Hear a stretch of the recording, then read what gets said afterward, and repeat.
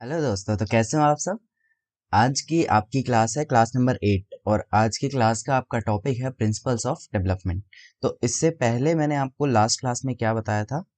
अगर आपने last class attend कर ली है तो लास्ट क्लास में मैंने आपको बताया था जो डिफरेंट स्टेजेस हैं, जो हमने पहले डिफरेंट स्टेजेस पढ़ी थी, उन डिफरेंट स्टेजेस की कैरेक्टरिस्टिक्स क्या हैं ये हमने लास्ट क्लास में डिस्कस कर लिया था। ठीक है। जैसे कि आपका प्रीनेटल स्टेज जो है, प्रीनेटल स्टेज में आपकी कौन सी विशेषताएं हैं जो विकसित होती हैं, या किन किन नामों से उसे जाना जाता है, कौन सी एज कितने टाइम की होती है। इन्फेंसी के बारे में सारी डिटेल जानी थी। इसी तरीके से जितनी स्टेज हैं सबके बारे में हमने चीज़ें समझ ली थी और जान ली थी। आज की क्लास का टॉपिक है प्रिंसिपल्स ऑफ डेवलपमेंट। होता क्या है, जो डेवलपमेंट है वो एक काफ़ी ब्रॉड डोमेन है। ये बात हम काफ़ी आगे से डिस्कस करते आ रहे हैं। तो डेवलपमेंट को समझने के लिए उसके कुछ सिद्धांत हैं, कुछ उसके प्रिंसिपल्स हैं जिनको समझना ज़रूरी होता है, जिनको जानकर, जिनको समझकर हम विकास को और अच्छी तरीके से जान सकते हैं। तो आज इन्हीं सिद्धांतों के बारे में हमें बेसिकली थोड़ा बहुत थोड़ी थोड़ी इन्फॉर्मेशन, सारी चीज़ें जाननी है। ठीक है। सबसे पहले हम देखेंगे बेसिकली कौन कौन से सिद्धांत हमें यहाँ पर देखने हैं। ठीक है। जैसे आपका प्रिंसिपल ऑफ कंटिन्यूटी हो गया, ये हमें पढ़ना है, इसके बारे में जानेंगे। Rate of growth and development is not uniform, principle of individual differences, uniformity of pattern, development proceeds from general to specific, principles of integration, principles of direction. इस तरीके से ये कुछ हमारे सिद्धांत यहाँ पर हैं। अब एक एक को हम अच्छे से समझने की कोशिश करते हैं। ठीक है। सबसे पहले अगर मैं बात करूं प्रिंसिपल्स ऑफ कंटिन्यूटी, यानी कि निरंतरता का सिद्धांत।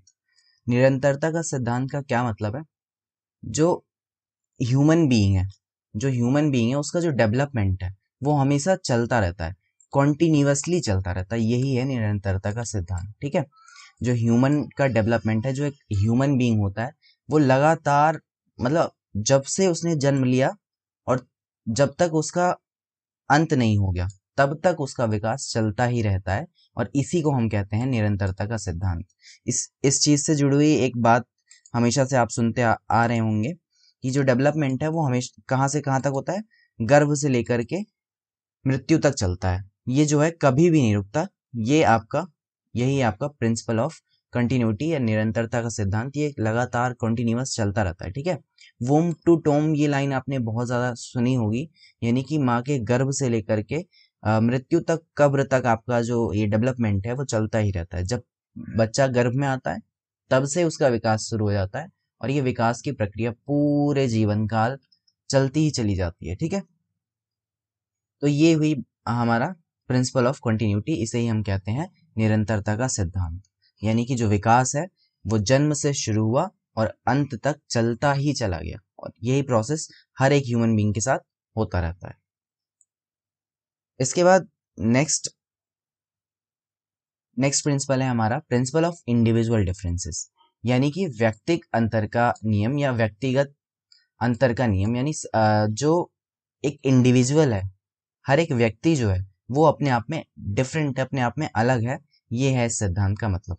आपने देखा होगा कोई व्यक्ति मोटा होता है, कोई छोटा होता है, किसी के बाल बड़े हैं, किसी की आंखें बड़ी हैं, किसी के हाथ बड़े हैं, अ, किसी को कोई डिसेबिलिटी है, या किसी का इंटरेस्ट अलग है, किसी का एप्टीट्यूड अलग है, कोई जेनेटिकली अलग है, कोई फिजिकली अलग है, किसी का चेहरा अलग है, किसी के नाक अलग है, किसी के हाथ अलग है। मतलब there are differences, lot of differences. हर एक व्यक्ति के अंदर बहुत सारे डिफरेंसेस आपको मिल जाएंगे। कोई भी दो व्यक्ति आपको कभी भी एक जैसा नहीं मिल पाएगा, क्योंकि उनके अंदर हमेशा आपको चेंजेस कुछ ना कुछ देखने को मिलेंगे। ठीक है। तो there might be differences on the basis of interest, aptitude, attitude, thinking, genetically और फिजिकली, किसी भी बेसिस पे उनके अंदर आपको अंतर देखने को मिलेगा। कोई भी दो व्यक्ति आपको कभी भी एक जैसे नहीं मिलेंगे, और यही है आपका प्रिंसिपल ऑफ इंडिविजुअल डिफरेंसेस। ठीक है। यानी कि हर एक व्यक्ति का जो अपना विकास है वो एक अलग तरीके से आपको, मतलब उसमें कुछ ना कुछ अंतर आपको हमेशा देखने को मिलेगा। व्यक्तिगत अंतर आपको हर जगह मिलेगा ही मिलेगा। और ये अंतर होता क्यों है? हेरिडिटी और एनवायरनमेंट दो ऐसे महत्वपूर्ण पक्ष हैं जिनकी वजह से ये अंतर आपको देखने को मिलता है। ठीक है। तो basically principal of individual difference यही है कि कोई भी दो व्यक्ति एक समान आपको नहीं मिलेंगे, उनके बीच आपको कोई ना कोई अंतर जरूर मिलेगा। और ये जो अंतर है ये मुख्यतः हेरिडिटी और एनवायरनमेंट, यानी कि आपके नेचर और नर्चर के द्वारा प्रभावित होते हैं। ठीक है। नेचर और नर्चर की वजह से ये अंतर हर एक व्यक्ति के अंदर देखने को मिलते हैं। और ये नेचर और नर्चर जो है ये हम आगे की क्लास, जो अगली क्लास है उसमें समझेंगे नेचर और नर्चर क्या है। ठीक है, हेरिडिटी और एनवायरनमेंट कैसे वर्क करता है, कैसे उसकी वजह से कोई भी इंडिविजुअल जो है वो अलग कैसे हो जाता है, ये चीज़ हम नेक्स्ट क्लास में समझेंगे। फिलहाल आपको यहाँ पर ये ध्यान रखना है कि जो हर एक व्यक्ति है वो कभी एक जैसे नहीं हो सकता। कोई भी दो व्यक्ति, उनमें कोई ना कोई अंतर आपको ज़रूर मिलेगा, और ये अंतर उनके आनुवांशिकता और पर्यावरण से प्रभावित होकर के आते हैं। इसके बाद अगला जो आपका है प्रिंसिपल, वो है rate of growth and development is not uniform. जो आपका विकास होता है उसकी गति जो है वो कभी भी एक जैसी नहीं होती सब में।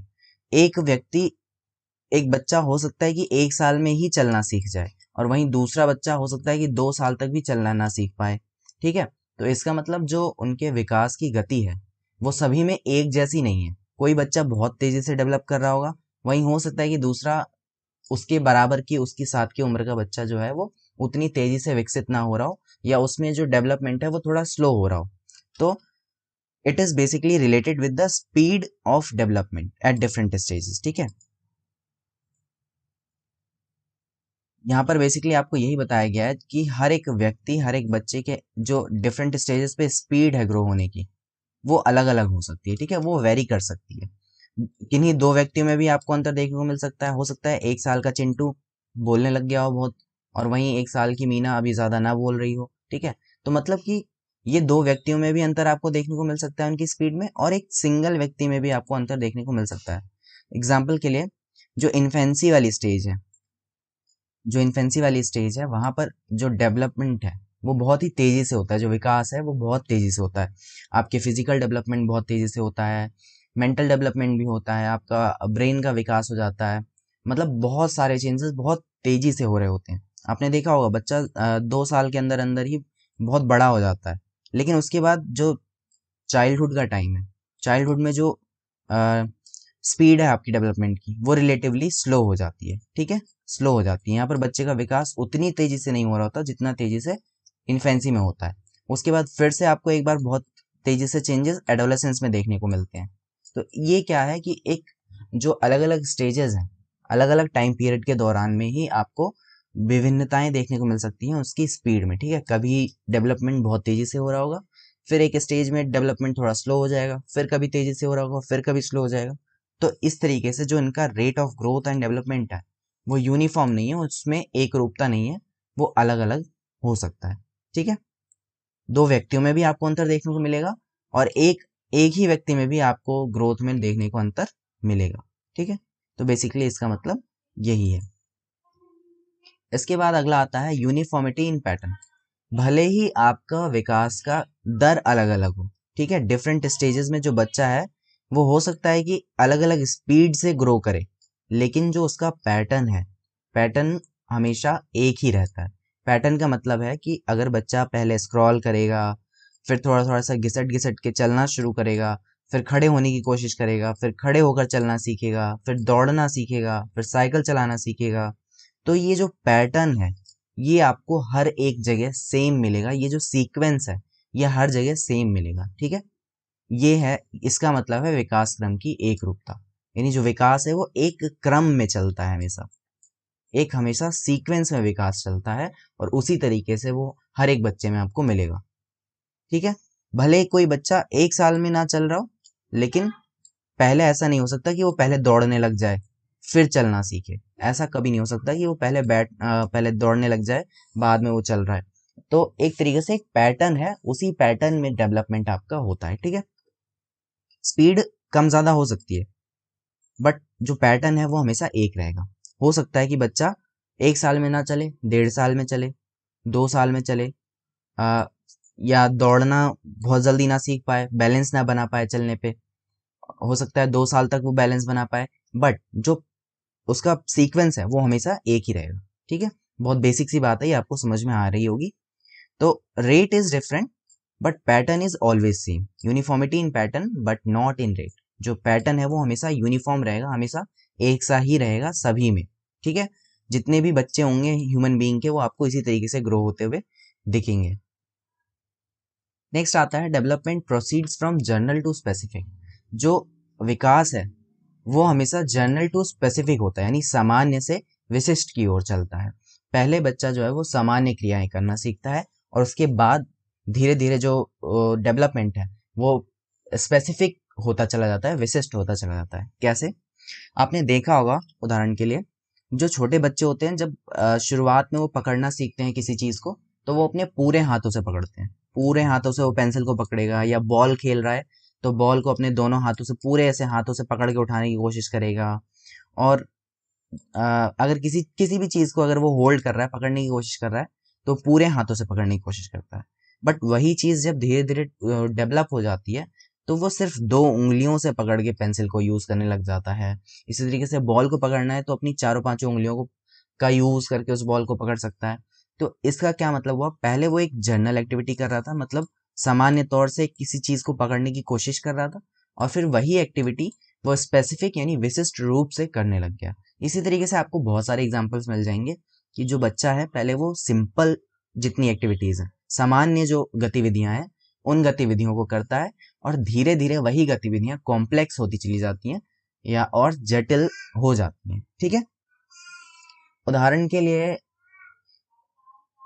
ये जो एग्जाम्पल है ये आपको बेस्ट है, और इसी तरीके से और भी बहुत सारी चीजें जो बच्चे करते हैं।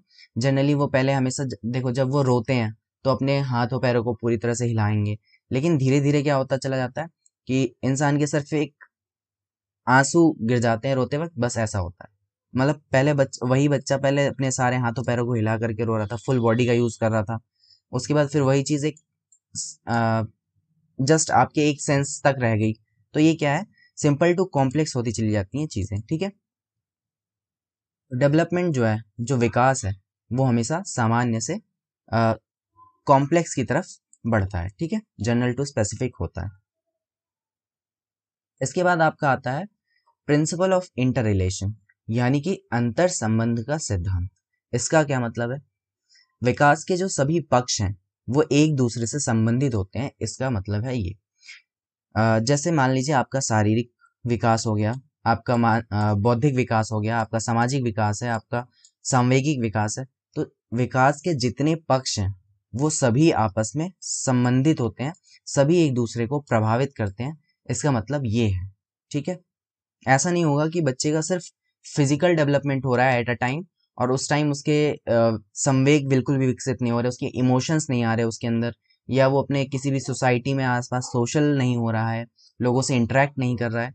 तो इसका मतलब, कहने का मतलब ये है कि ये चारों चीजें एक साथ डेवलप हो रही होती हैं, आपस में जुड़ी हुई होती हैं, और एक दूसरे को प्रभावित करती हैं।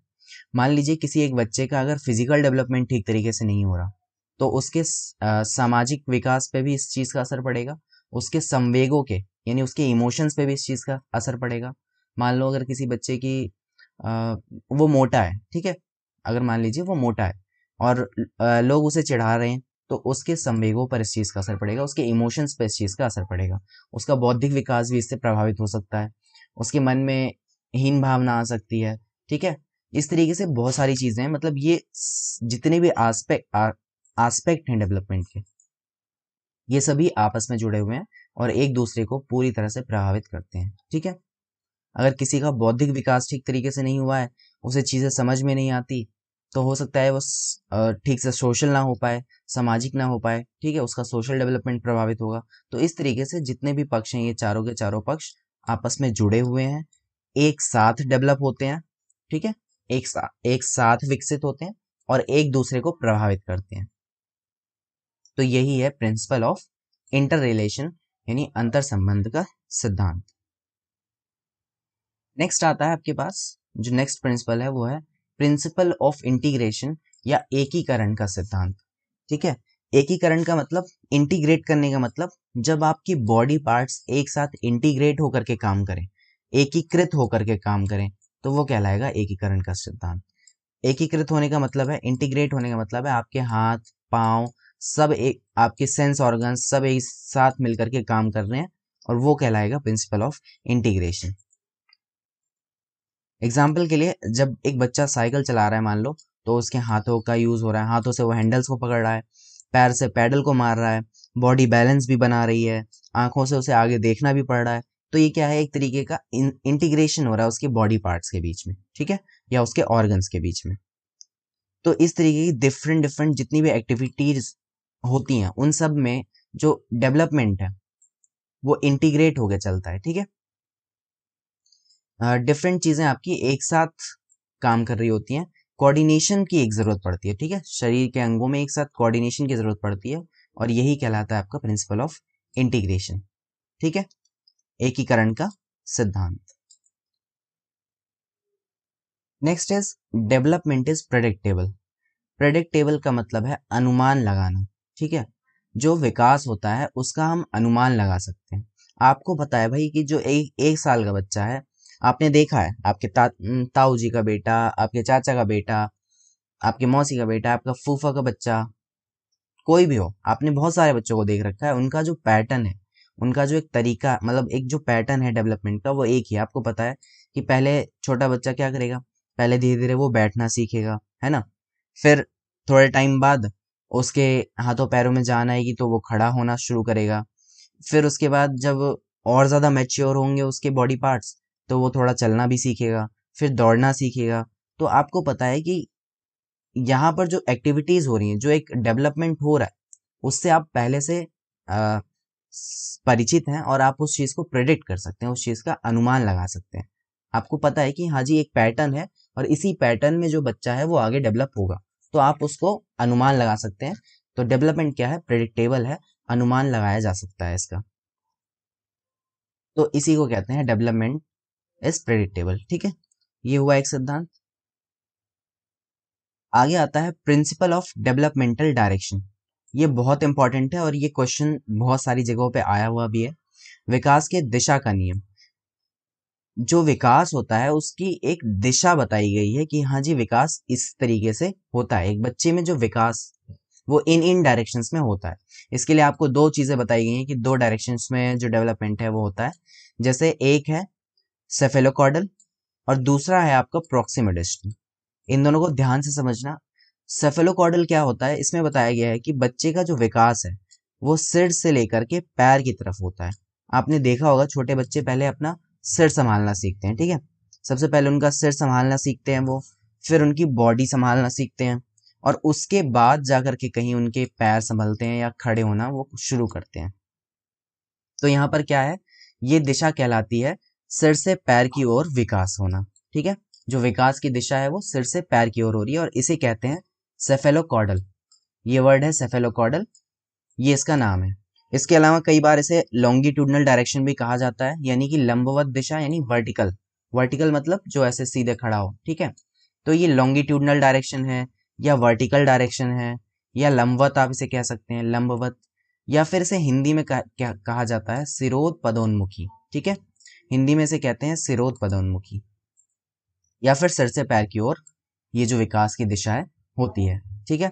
इनमें से कई, मतलब इसके बहुत सारे नाम हैं। हिंदी में तो कई अलग अलग नामों से आपको क्वेश्चन में, पेपर में कई बार ये देखने को मिल जाता है, पर मुख्य तौर पे इसे सिरोध पदोन्मुखी कहा जाता है। और इंग्लिश में तो आपका इसका नाम फिक्स है, सेफेलोकॉर्डल। तो इंग्लिश में आप इसे अगर याद रखते हैं तो ये आपके लिए बहुत ज़्यादा बेहतर रहेगा, ठीक है। और ये क्वेश्चन बहुत सारी जगह पे देखने को मिला है, बहुत जगह आता है, सीटेट में तो लगभग कई बार आई, मतलब हर बार ही आ जाता है इस तरह के क्वेश्चन डायरेक्शन से रिलेटेड। तो एक डायरेक्शन होती है आपकी सिर से पैर की ओर, और दूसरी डायरेक्शन ये कहती है कि बच्चे का विकास जो है वो सेंटर टू पेरिफेरी होता है, यानी कि पहले सेंटर विकसित होगा, ठीक है, उसके बाद जो सीमाएं हैं वहां पर विकास होता है, यानी पहले सेंटर और उसके बाद सीमाओं में विकास होता है, ये कहता है दूसरी वाली डायरेक्शन। इसका नाम है प्रॉक्सिमल डिस्टल, ठीक है। दूसरी जो दिशा है विकास की उसे कहते हैं प्रॉक्सिमल डिस्टल, या फिर हिंदी में कहा जाता है इसे केंद्राभिमुखी, यानी केंद्र से बाहर की ओर, ठीक है। इसका मतलब है कि पहले सेंटर में आपका डेवलपमेंट होगा, उसके बाद जो विकास की दिशा है वो बाहर की तरफ होगी, केंद्र से बाहर की ओर या केंद्र से सीमाओं की ओर, या फिर आपका सेंटर बॉडी पहले डेवलप होगा और फिर बाहर की बॉडी आपकी डेवलप होगी, या फिर आप इसे सेंटर टू पेरीफेरी कह सकते हैं, पेरीफेरी मतलब बाहर की सीमाएं, ठीक है। तो ये दो दिशाएं हैं विकास की, एक सिर से पैर की ओर और दूसरा सेंटर से बाहर की ओर या केंद्र से बाहर की ओर या केंद्राभिमुखी। ये सारे इसके कुछ अलग अलग नाम है, प्रॉक्सिमल डिस्टल, केंद्र से बाहर की ओर। तो ये दो दिशाएं हैं और ये कहलाता है विकास की दिशा का नियम। ठीक है, विकास की दो दिशाएं बताई गई हैं। अगला देखते हैं, development is spiral not linear. जो विकास है वो लंबवत सीधा ना होकर वर्तुलाकार है। यानी जो डेवलपमेंट है वो, उसका जो ग्राफ है वो इस तरीके से नहीं होता। ठीक है, डेवलपमेंट का जो ग्राफ है वो बिल्कुल सीधा नहीं होता। डेवलपमेंट कैसे होता है? डेवलपमेंट इस तरीके से बताया गया कि जो डेवलपमेंट होता है आपका वो स्पाइरल होता है। अब स्पाइरल का क्या मतलब है? आपने देखा होगा ना, जो कॉपी की स्पाइरल होती है इस तरीके से, एक बार आया फिर आगे बढ़ा फिर घूमा फिर आगे बढ़ा। तो डेवलपमेंट को इस तरीके से बताया गया है कि विकास जो है वो इस तरीके से होता है। अब इसका मतलब क्या है? इसका मतलब ये है कि पहले विकास होगा, पहले विकास शुरू होगा, फिर वो चीज दोबारा घूम करके परिपक्व होगी, फिर वो चीज दोबारा से मैच्योर होगी, फिर आगे का डेवलपमेंट होगा। फिर आगे थोड़ा सा डेवलपमेंट होगी, पहले उस चीज को मजबूती देगी, मजबूत करेंगे, फिर आगे डेवलपमेंट बढ़ेगा, फिर वो चीज मजबूत होगी, फिर आगे डेवलपमेंट होगा, फिर वो चीज मजबूत होगी या परिपक्व होगी या फिर मैच्योर होगी। तो इसे कहा गया है डेवलपमेंट जो है वो स्पाइरल है या वर्तुलाकार है, लीनियर नहीं है कि एक साथ आपका डेवलपमेंट होता चला जा रहा है, होता चला जा रहा है, होता चला जा रहा है, इस तरीके से नहीं होता। पहले कुछ चीजें डेवलप होंगी, फिर उस चीज में और मजबूती आएगी, और ज्यादा डेवलपमेंट होगा, फिर आगे थोड़ा सा डेवलपमेंट होगा, फिर उसे दोहराएगा वो, फिर डेवलपमेंट होगा, फिर दोहराया जाएगा। तो यही चीज कहलाती है डेवलपमेंट स्पाइरल या फिर वर्तुलाकार। यहाँ पर हो क्या रहा है, एक बैक एंड फोर्थ मूवमेंट हो रही है, आगे पीछे। पहले वो थोड़ा सा आगे बढ़ेगा, फिर मुड़ करके पीछे आएगा, फिर थोड़ा सा आगे बढ़ेगा, फिर थोड़ा सा मुड़ करके पीछे आएगा। तो ये बैक एंड फोर्थ मूवमेंट यहाँ पर आपको देखने को मिलता है। ठीक है, तो विकास जो है वो इस तरीके से होता है, ना कि लीनियर होता है, एक एक दिशा में होता है, ऐसा नहीं होता। ठीक है, विकास की गति जो है वो वर्तुलाकार है। तो ये था एक प्रिंसिपल। इसके बाद है, early development is more critical than later. जो प्रारंभिक विकास है उसका अधिक महत्व है आगे के डेवलपमेंट से। ऐसा क्यों कहा जाता है? क्योंकि जो विकास का एक बहुत बड़ा हिस्सा है वो बचपन में ही हो जाता है। ठीक है, आपके जो चाइल्डहुड तक का जो टाइम है, चाइल्डहुड तक के टाइम में विकास का एक महत्वपूर्ण हिस्सा आपका पाया जाता है। एक बच्चे का जो महत्वपूर्ण विकास है वो इसी दौरान होता है। ऐसी बहुत सारी थ्योरीज हैं जो प्रूव करती हैं कि अगर बचपन में बच्चे को ठीक तरीके से प्यार ना मिले, लव ना मिले, केयर ना मिले, ठीक है, तो उसकी वजह से उसके अंदर बहुत सारी इन्फीरियरिटीज आ सकती हैं, कुछ कमियां आ सकती हैं, जिस जो उसके आगे के भविष्य में उसको प्रभावित करेंगी। मान लीजिए बचपन में बच्चे को ठीक तरीके से पोषण आहार नहीं मिला, ठीक है, पोषक तत्व नहीं मिल पाए, या उसकी बॉडी जो है वो डेवलप नहीं हो पाई, उसकी हाइट नहीं बढ़ी, या उसके पैर ठीक से नहीं डेवलप हो पाए, हाथ ठीक से नहीं डेवलप हो पाए, तो ऑब्वियसली आगे की जो उसकी लाइफ है वो उससे प्रभावित होगी। आगे आप चाहे उसको कितना भी ट्रेनिंग दे लें, कितना भी उसको न्यूट्रिशन दे दें, कितना भी उसको खाने की चीज़ें दे दें, लेकिन जो एक उसका टाइम पीरियड था उस दौरान उसकी डेवलपमेंट नहीं हो पाई, तो वो चीज़ आगे प्रभावित होगी होगी। भले आपने उसको अभी कुछ ना दिया हो, आगे कितनी भी खाने पीने की चीज़ें दे दें, कितना भी न्यूट्रिशन दे दें, पर वो चीज़ दोबारा से सस्टेन तो नहीं की जा सकती ना, उस चीज़ को वो दोबारा तो नहीं पा सकते। तो यही बात यहाँ पर बताई गई है कि जो प्रारंभिक विकास है उसका महत्व अधिक है बजाय कि आगे का जो डेवलपमेंट होता है। ठीक है, एक बच्चे में, एक छोटे बच्चे में आप जो भी वैल्यूज, जो भी गुण, जो भी इमोशंस डेवलप करना चाहेंगे वो बहुत ही आसानी से आप कर पाएंगे। बट वही चीज़ अगर आप आगे करना चाहेंगे तो वो चीज़ आपके लिए बहुत मुश्किल हो जाएगी और वो एक तरीके से नहीं हो पाएगी दोबारा फिर। तो इसीलिए कहा जाता है कि जो प्रारंभिक विकास है उसका महत्व अधिक है, अर्ली डेवलपमेंट जो है वो ज़्यादा क्रिटिकल है आगे को लेकर के। ठीक है, इसके बाद आता है, development is the product of maturity and learning. जो विकास है उसे क्या बताया गया है? परिपक्वता और सीखने का गुणनफल बताया गया है डेवलपमेंट को। जो आपका विकास है वो पूरी तरह से दो चीज़ों पर निर्भर बताया गया है कि एक तो आपका मैच्योरिटी, परिपक्वता, यानी कि जो एबिलिटीज हैं बॉडी की कुछ ऐसी एबिलिटीज जो समय के साथ अपने आप आ जाएंगी बच्चे के अंदर। क्यों? क्योंकि वो उसके हेरिडिटी में है, उसके जीन्स में पहले से कोडेड हैं, तो वो कुछ एबिलिटीज उसके अंदर अपने आप आ जाएंगी टाइम के साथ। और कुछ एबिलिटीज को उसे सीखना पड़ता है, कुछ एबिलिटीज के लिए उसे एफर्ट्स करने पड़ते हैं, लर्निंग करनी पड़ती है, तो वहां से वो उसका विकास आगे होता है। ठीक है, तो विकास जो है बेसिकली दो चीज़ों से प्रभावित हो रहा है। एक तो आपकी परिपक्वता, यानी कुछ चेंजेस जो हैं, कुछ बदलाव जो हैं वो उसके अंदर अपने आप आ जा रहे हैं, और कुछ चीज़ों को वो अपने एनवायरनमेंट से ग्रैब कर रहा है या सीख रहा है या उसके लिए एफर्ट्स कर रहा है। ठीक है, तो डेवलपमेंट जो है बेसिकली इन दो चीज़ों से प्रभावित होता है, मैच्योरिटी और लर्निंग। तो ये कुछ पॉइंट्स थे आज की हमारी क्लास में, बहुत ही छोटी सी बेसिक सी क्लास थी, आपको ये समझ में आए होंगे। एक बार मैं दोबारा से बता देता हूँ हमने क्या क्या देखा। प्रिंसिपल्स ऑफ डेवलपमेंट हमने समझने की कोशिश की, जिसमें प्रिंसिपल ऑफ कॉन्टिन्यूटी सबसे पहले हमने जाना। कॉन्टिन्यूटी का मतलब निरंतरता का सिद्धांत, यानी जो विकास है वो जन्म से शुरू होता है, यानी जन्म से पहले से ही शुरू हो जाता है और आपके मृत्यु तक चलता है, यानी गर्भ से लेकर के आप कब्र तक या मृत्यु तक आपका जो विकास है वो होता रहता है, और इसी को हम कहते हैं निरंतरता का सिद्धांत या प्रिंसिपल ऑफ कंटिन्यूटी। जो डेवलपमेंट है वो एक कॉन्टिन्यूअस प्रोसेस है। उसके बाद हमने देखा दूसरा प्रिंसिपल ऑफ इंडिविजुअल डिफरेंसेस, यानी कि हर एक व्यक्ति जो है वो अलग है। कोई भी दो व्यक्ति आपको कभी एक जैसे नहीं मिलेंगे, उनमें बहुत सारे चेंजेस आपको देखने को मिल सकते हैं। किसी भी तरह से किसी भी रूप में कोई भी दो इंसान एक जैसा आपको कभी नहीं मिलेगा, उनमें कुछ ना कुछ इंडिविजुअल डिफरेंसेस आपको मिलेंगे। और डेवलपमेंट जो है, विकास जो है, वो इसी तरीके से सब में अलग अलग आपको देखने को कुछ ना कुछ बदलाव जरूर मिलेगा। ठीक है, उसके बाद आती है बात, rate of growth and development is not uniform. विकास और वृद्धि का जो दर है वो, उसमें आपको उसकी स्पीड में अंतर आपको देखने को मिलता है। हो सकता है कि कोई बच्चा 1 साल में चलना सीख जाए और कोई 2 साल तक भी ना चले, और इसी तरीके से इन्फेंसी के टाइम में जो डेवलपमेंट है वो बहुत तेजी से होता है। चाइल्डहुड में जो डेवलपमेंट है वो तेजी से नहीं हो रहा होता, वहाँ पे स्पीड थोड़ी सी कम हो जाती है। उसके बाद एडोलेसेंस में फिर से बच्चे के अंदर बहुत सारे चेंजेस आने लग जाते हैं तेजी से। तो मतलब जो डिफरेंट स्टेजेस हैं डेवलपमेंट की, उसमें जो स्पीड है, जो टाइम है, वो आपको स्पीड अलग अलग देखने को मिलती है। ठीक है, नेक्स्ट आपने देखा यूनिफॉर्मिटी इन पैटर्न।